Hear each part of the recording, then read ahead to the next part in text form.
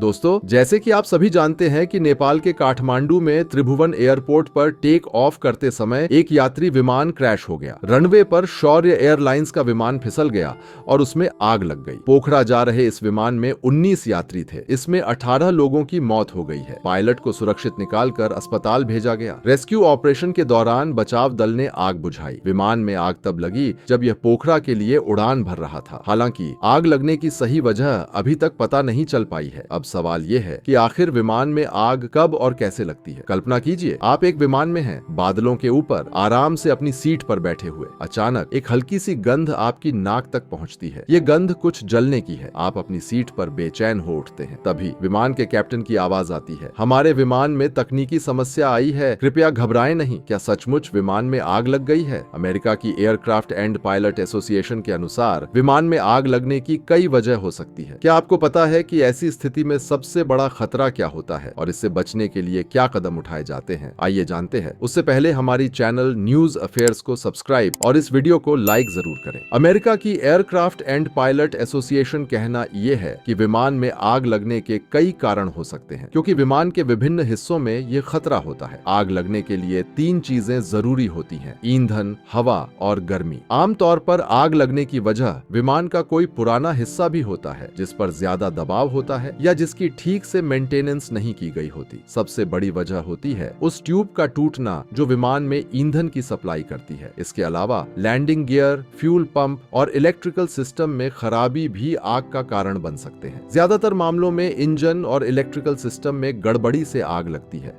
Engine में लगी आग अक्सर केबिन तक पहुंच जाती है, जो बेहद खतरनाक हो सकती है। रिपोर्ट के अनुसार विमान में आग लगने के 40% मामलों में ईंधन और केबिन मटेरियल जलने से जहरीला धुआं बन जाता है, जिससे मौत हो सकती है।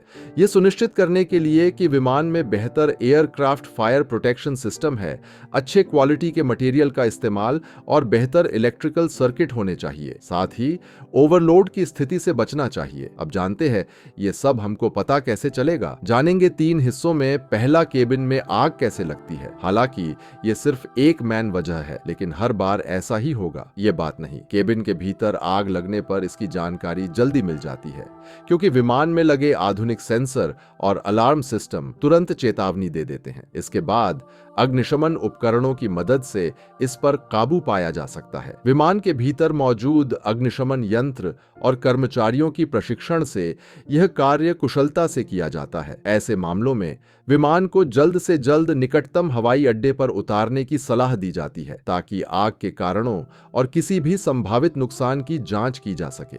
इससे यह सुनिश्चित होता है कि यात्रियों की सुरक्षा प्राथमिकता में रहे और किसी भी प्रकार के गंभीर नुकसान को टाला जा सके। इसके अतिरिक्त आग के कारणों की विस्तृत जांच कर भविष्य में ऐसे हादसों से बचाव के उपाय भी किए जा सकते हैं। अब जानते हैं कि इंजन में आग कैसे लगते हैं। दोस्तों, इंजन में लगने वाली आग का पता फायर डिटेक्शन और सप्रेशन सिस्टम के जरिए लगाया जाता है। यह सिस्टम अत्यंत संवेदनशील होता है और आग लगते ही तुरंत अलार्म बजाकर वार्निंग देता है। हालांकि आग कैसे लगी है इस पर भी निर्भर करता है कि इसे कितनी जल्दी नियंत्रित किया जा सकता है।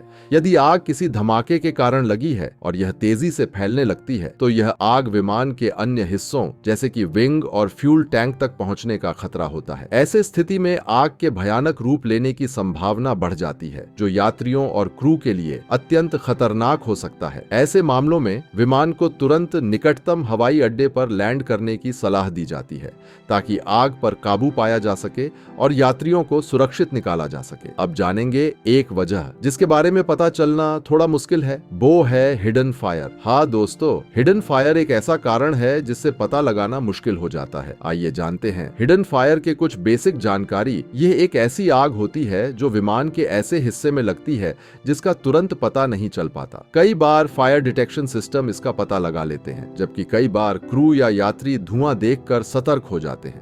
विशेषज्ञ इस आग को विशेष रूप से खतरनाक मानते हैं। इसके पीछे 2 मुख्य कारण होते हैं। पहला, इसका सही कारण जानना कठिन होता है और देर से पता चलने पर बड़ा नुकसान होने का खतरा बढ़ जाता है। दूसरा, समय पर इसका पता न चलने पर इमरजेंसी लैंडिंग जैसी आवश्यक कार्रवाई नहीं की जा सकती, जिससे अचानक स्थिति बिगड़ने पर यात्रियों की जान पर नुकसान बन सकती है। तो दोस्तों, कैसी लगी आज का वीडियो? अगर इंफॉर्मेटिव लगी तो लाइक, शेयर, सब्सक्राइब करना भूलना मत। मिलेंगे अगले वीडियो में, तब तक के लिए जय हिंद।